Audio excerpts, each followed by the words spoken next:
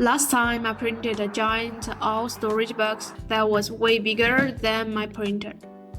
I cut it into pieces, then assembled the whole thing with glue and hand. It worked! But honestly, it wasn't the cleanest or most reliable way to do it. So today, let's focus on how to properly connect parts after cutting them. When it comes to joining pieces, I usually think in two big categories: mortise and tie-in joint, and snap-fit style connections.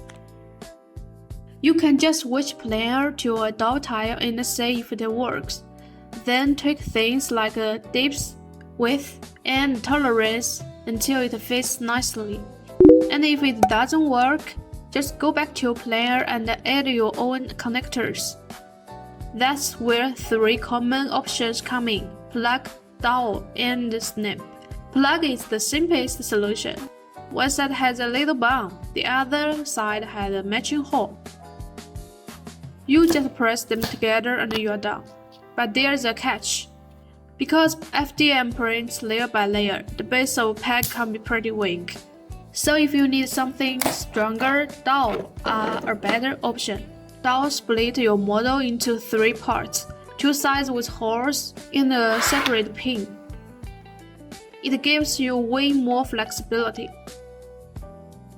And since there's no fragile protrusion on the main parts, it's much less likely to break during assembly.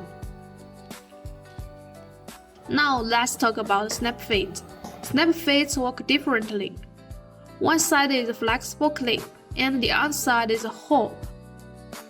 In theory, you just press them together, get that satisfying clink, and everything locks in place. But in reality, this is where things get tricky.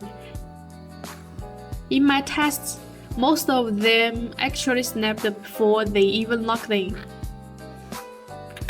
Alright, quick summary. If you're not sure what to use for small or decorative parts, go with dovetails or plugs.